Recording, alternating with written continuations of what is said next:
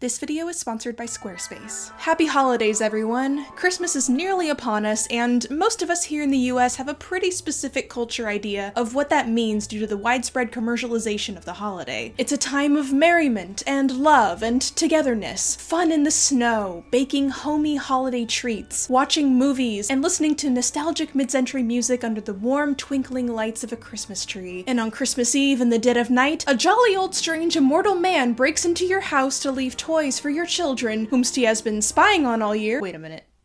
Well, Santa Claus is a little creepy when you think about it. We can all admit that. But what if I told you that folktales and traditions in Europe took it even further? While Santa punishes naughty children with lumps of coal in their stocking instead of Beyblades, characters like the relatively famous Krampus will eat your child instead. A lot more threatening, isn't it? But while to us today these characters may seem totally out of place for such a merry holiday, they actually fit in perfectly with the chaotic way that Christmas used to be celebrated even here in the States. Come learn about it with me. By the way, this video is, of course, talking about folklore, and the thing about folklore is so much of it is told as oral tradition, and therefore these characters and their stories may differ based on where you live, who you learn from, etc. I've done my best here to pin down the most common version of each story, but if you grew up with any of these stories, you may know a different version, and that's awesome. But no one version of the story is necessarily the one correct one, because much of folklore functions by evolving from storyteller to storyteller. That's how they stay alive. So if you know a different version of any of these stories, let me know in the comments what version you grew up with. I'd love to hear about it. So let's get into it. But first, a brief word from today's sponsor, Squarespace. Are you an artist or craftsperson? Do you run an online business or are thinking of starting one? Are you a blogger? There's obviously a lot more that you could do than that, but no matter what your needs are, Squarespace is the perfect option for you to create and promote an amazing online presence. Squarespace is the all-in-one platform for you to effortlessly create a beautiful website in very little time and with no coding or web design knowledge at all. Because Squarespace offers a massive number of easy to customize templates to choose from. They also have super handy e-commerce tools for online stores. I've been finishing up revamping my portfolio site to showcase my work, and with the new Squarespace setup, it's seriously looking better than ever. Head on over to squarespace.com for a free trial, and when you're ready to launch, head to squarespace.com/CasRow and use my code CasRow to save 10% off your first purchase of a website or domain. Thank you so much to Squarespace for sponsoring this video, and now let's get back to learning the very unmerry history of some Christmas folk villains.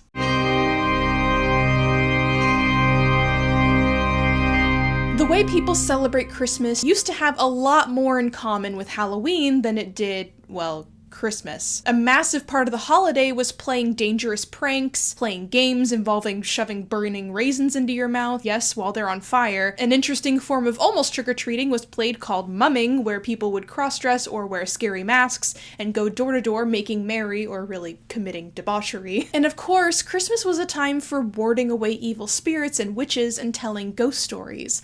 And because of the rowdiness that became synonymous with Christmas, for a while the entire holiday fell into disrepute, to the point where in 1659, the Massachusetts General Court made it a criminal offense to celebrate Christmas. The fine for committing such an offense was 5 shillings, which is probably around something like $40 in today's money, but do not take my word for it, math is my worst subject. Christmas wouldn't legally become a holiday in most of the US until the mid-1800s, not coincidentally at the same time that Americans were putting a lot of effort into reviving and rehabilitating the way that Christmas was celebrated, but we'll get to that in a bit. Where did this hatred of Christmas before the Victorian era even come from, though? Primarily from devout Christians themselves. Part of the reason was that, for all we know, there was no biblical or historical evidence that can specifically place Jesus' birthday on December 25th, and many Puritans back then believed that if God had intended for the Nativity to be a holiday,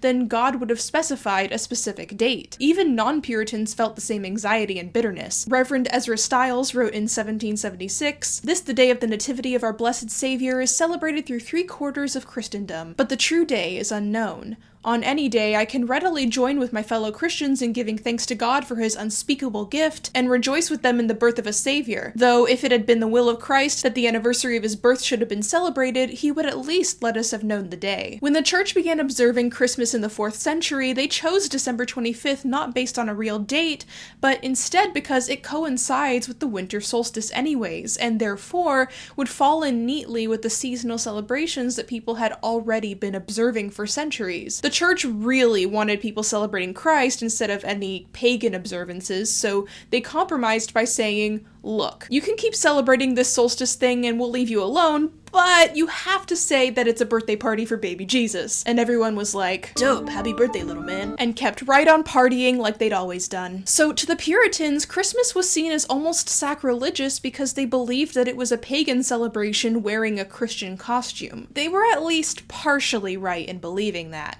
Many Christmas traditions that seem to represent the entire holiday, like the Christmas tree, winter greenery, Yule logs, etc., have nothing to do with the birth of Christ, but rather were carried over from pre-existing pagan traditions. But this was only part of the issue that many took with Christmas. As I mentioned earlier, the season was well known for centuries as a time where people got absolutely plastered and committed crimes or generally acted a nuisance in public. It was more reminiscent of a carnival festival than the heartwarming Hallmark vibes that we know today. In 1687, the Reverend Increase Mather of Boston wrote, "The generality of Christmas keepers observe that festival after such a manner as highly dishonorable to the name of Christ. How few are there comparatively that spend these holidays as they are called after a holy manner, but they are consumed in compotations, in interludes, in playing at cards, in revellings, in excess of wine, in mad mirth." His son later wrote in 1712, "The feast of Christ's nativity is spent in revelling, dicing, carding, masking, and in all licentious liberty, by mad mirth, by long eating, by hard drinking, by lewd gaming, by rude revelling." It was also a time when the social order was flipped upside down for once, when it was expected that the poor would break class barriers and act as if the wealthy had no power over them for a day, stealing from mansions and ridiculing public figures. Or a child might be designated the bishop for a day. The poor could enter upper-class parties and balls, be served and waited upon by their superiors, even be given gifts or money. This led to a lot of celebratory drinking and feasting, which led to many original Christmas carols having a bit of an aggressive flavor. For example, one song went, "We've come here to claim our right, and if you don't open up your door, we will lay you flat upon the floor." The lord of the house being caroled couldn't just half-ass the carolers' demands either. He would be obliged often to give them whatever they wanted of his food and drink. If he didn't, he could expect to be punished with harassment or the destruction of his property. So for as long as Christmas has existed, it has overwhelmingly been observed as more of a party than a strictly religious holiday. As Stephen Nissenbaum writes in The Battle for Christmas, "Christmas has always been an extremely difficult holiday to Christianize. Little wonder that the Puritans were willing to save themselves the trouble." But Christmas proved to be a divisive subject even amongst Puritans. In 1664, the minister Increase Mather wrote, "Discoursed much about Christmas. I con, they pro. Everything changes in time, and yet everything stays the same." Christmas would be seen and observed in this light, especially in the US colonies, until the 1700s, when many congregations decided that Christmas would be a pretty rad holiday if only people would be more pious about it. Christmas is pretty good, but if we have any critique about it, it would be that it needs a little less boss, a little more baby. They began promoting the idea that people could celebrate Christmas if they could combine the religious observance with a much tamer form of mirth. Many composers began publishing new Christmas music, and in general, people began getting a lot more comfortable with the idea of celebrating Christmas as a bit of a mashup of vibes. Which leads us into the 1800s, when Christmas really became the holiday we know it as today. Whereas before even well into the 1900s, Christmas was just a regular workday for most people, and even many churches were closed on Christmas. The 1800s saw the beginnings of the push to make Christmas a public and legally recognized holiday. In the end, it wasn't the church itself that succeeded in converting Christmas into a quiet holiday from the festival of chaos, but rather secular pop culture. Which is really funny when you think about it. Today, the phrase "war on Christmas" is typically used by people to rail against the commercialization commercialization and secularization of Christmas, if not the simple recognition that other holidays also exist, when it was that very secularization and commercialization that itself saved Christmas from the literal war on Christmas being enacted by the church. The jokes always write themselves, really. One important thing that rehabilitated the image of Christmas was, of course, A Christmas Carol by Charles Dickens, which continued the long tradition of Christmas ghost stories. Dickens' career was struggling badly when he wrote A Christmas Carol. It was rejected by publishers, and he used his own meager funds to publish it himself. But the story became a sensational hit. It's still almost representative of the way we envision Christmas today. As we've seen, people have always craved a countercultural, spooky edge to the Christmas season, and the ghostly, threatening tale Dickens wrote gave them exactly what they wanted. But this is relevant too to the other most important factor in the revival and reinvention of Christmas, and that is, of course, Santa Claus, or St. Nicholas, as he is better historically known. One of the ways that people managed to cement Christmas in the culture was by recentering it as a holiday to focus on the merriment and wonder of family and children. Focusing a holiday on the happiness of children was a fairly new concept in Euro-American society, but it appealed strongly to the upper classes in that this form of goodwill and gift-giving to children could replace old traditions of social inversion. This worked very effectively in the long run. Many people's ideal image of the perfect Christmas stems from their childhood nostalgia, and then they go on to want to give that to their own children. And so Christmas continues on. Reframing Christmas traditions to center children, which makes total sense, the holiday celebrating the birth of a child and all, left ample room for it to lose most of its misrule edge and instead transform into something more socially wholesome. This was done in part by recycling old by recycling old folkloric traditions like St. Nicholas. The folk rituals of St. Nicholas Day were already a thing in places like Holland, where he is known as Sinterklaas. But Santa Claus was really cemented in his modern form in the early 1800s, particularly in New York, which makes sense given that part of New York was originally a Dutch colony called New Amsterdam. By the way, the origins of this Santa's invention absolutely differ from other international versions. Infamous liar and hater of the Middle Ages Washington Irving popularized the concept of St. Nicholas as the mythical patron saint of New Amsterdam in his book Knickerbocker's History of New York, which was then borrowed by Clement Clark Moore in the book A Visit from St. Nicholas, later known as The Night Before Christmas. Clement Clark Moore sucked ass, by the way. He owned 5 slaves and staunchly opposed abolition and also democracy in general. But unfortunately, he had a huge hand in cementing Santa Claus in the public consciousness with his poem.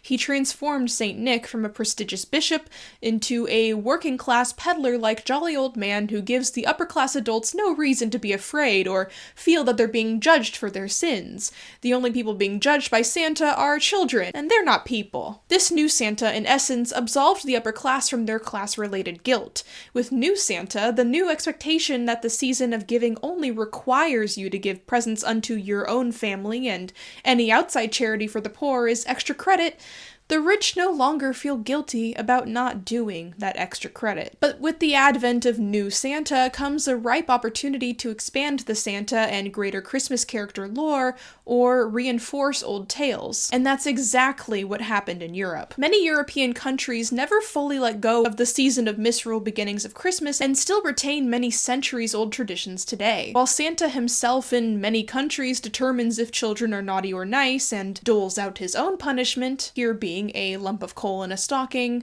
the Europeans decided that that's just not metal enough, is it? No.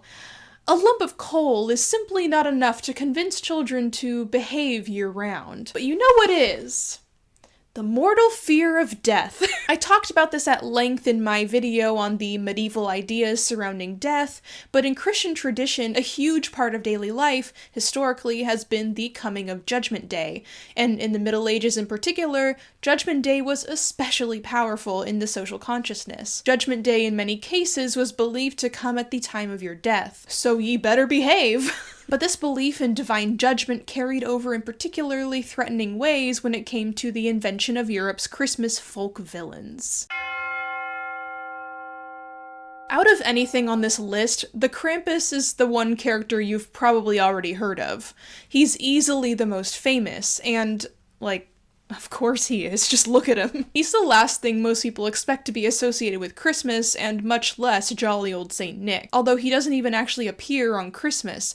Krampus is a distinctly Austrian tradition, practiced as well in some parts of southern Germany, and I should note that traditionally, Krampus is a type of creature rather than one guy. It's like a species, I guess. The Krampus acts as St. Nicholas's foil, accompanying him on his Christmas rounds of delivering gifts. Dying to know what kind of conversations these two have, or what the hiring process was that ended with a Krampus landing the job. He must have some really stellar LinkedIn endorsements. So on December 5th through 6th, aka St. Nicholas's Eve, good children get the gifts, and Krampuses get to deal with the naughty children any way they want. And boy are they creative. Sometimes they carry around a bathtub so they can boil and eat naughty children, or pull out their pigtails, or send them away in a basket to be torn limb from limb, or they throw children onto a train heading into a lake of fire?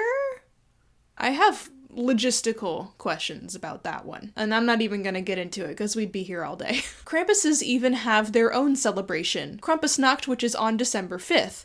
Now, of course, the Krampus isn't real, but you know what is real? Local men dressing up as Krampuses and running around town causing mayhem. This event is called Krampuslaufen, or Running of the Krampus, and was a great excuse for these Krampusse to run around getting completely drunk and beating people up with pitchforks and birch rods, who they accused of being naughty. I'd rather take the train directly into the lake of fire, thank you very much. I'm sitting here editing, and I had an epiphany. What is the Grinch, if not Green Krampus? Much to think about. Over time, Krampus gained more and more popularity, especially as a singular character, so much so that sometimes he even replaced St. Nicholas and gave away presents by himself. By the late 1800s through the 1900s, Krampus cards, or Krampuskarten, became extremely popular, often even comical, and sexy later on, which probably happened for the same reasons why people find Venom sexy. But Krampus, though the most well-known on this list, is certainly not the only one running around in the snow to terrorize children.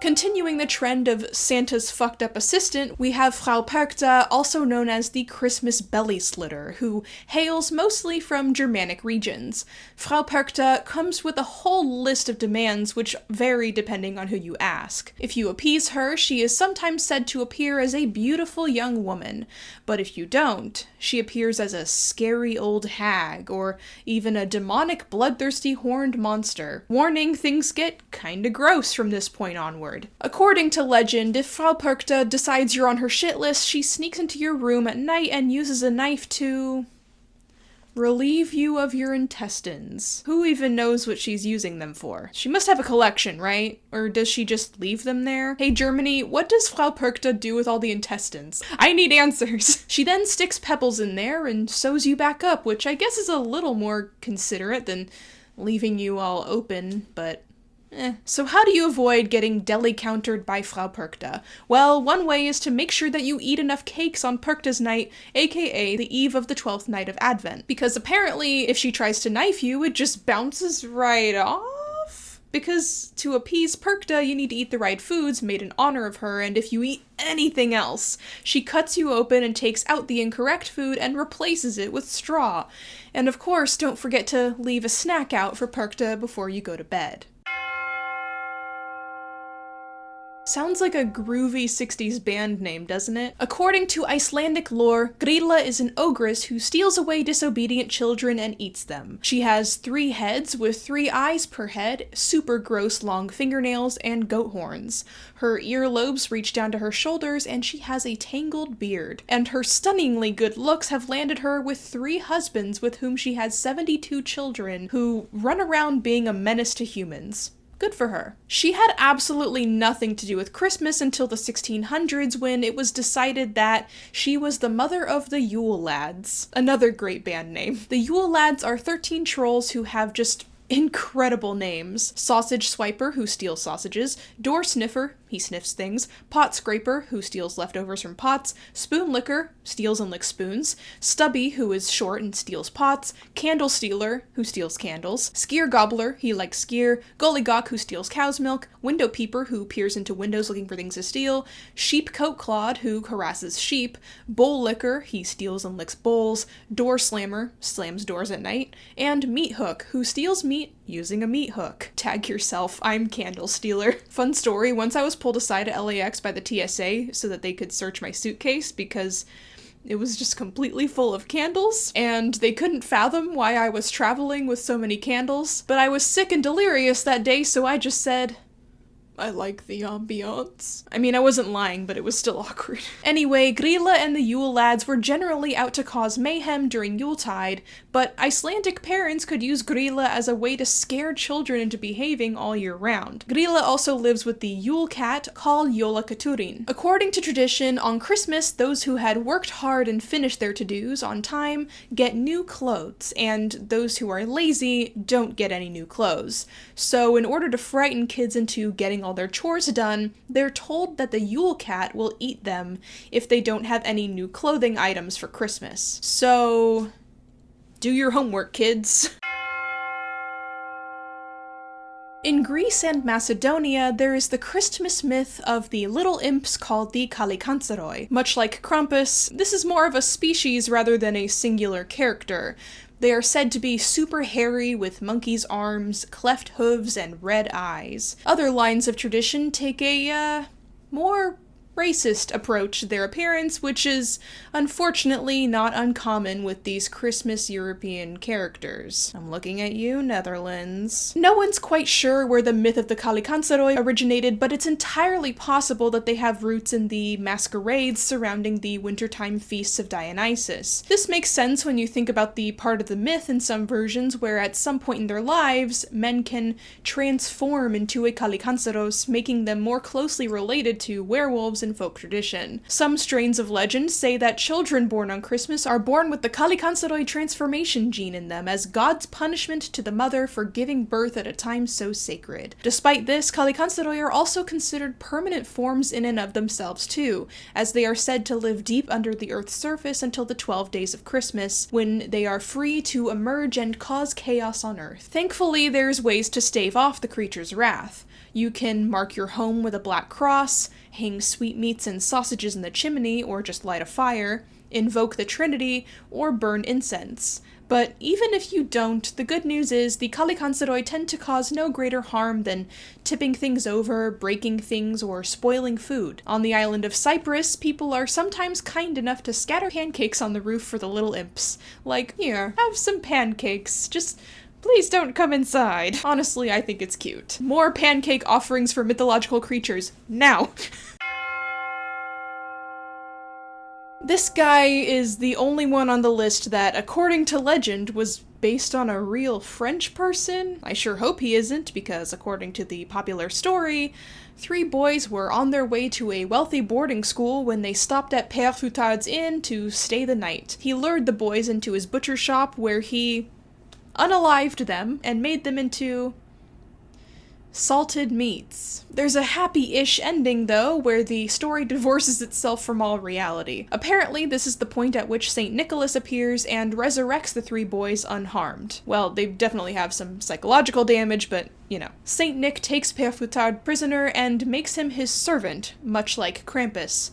So now, during Christmastime, Perchta runs around with St. Nick and delivers punishments upon naughty children. Not sure he has a moral compass good enough to be making critical decisions at this job, but okay.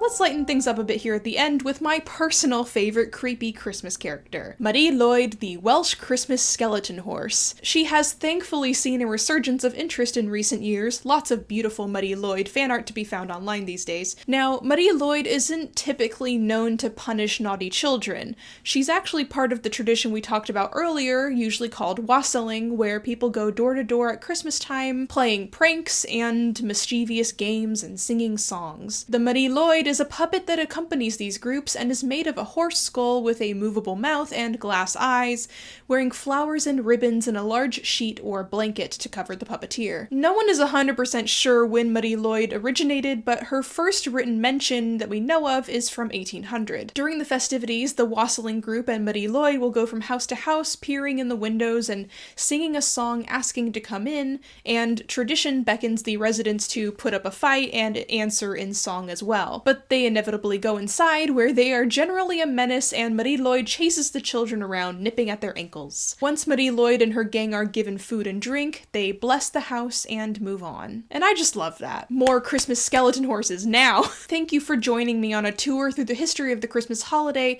and Europe's fucked up little guys that come around during the season. I think so many of these extremely specific evil Christmas characters came about because Christmas was so known as the time of ghosts, witches, and goblins. These characters gave people an opportunity not only to will their children into good behavior, but also following the habit of coming up with hyper-specific rituals to protect themselves from evil and harm during the darkest and coldest time of the year. It's one of the few things that links all folk traditions together, doing some fun or silly things to try and save yourself from the wrath or boredom of some evil spirit. And I think the holiday season is definitely a lot more fun with a little ghostly flavor to it. Don't you? So wash thy hands, wear thy mask, and leave a snack out for Frau Perchta, and have a very Merry Christmas.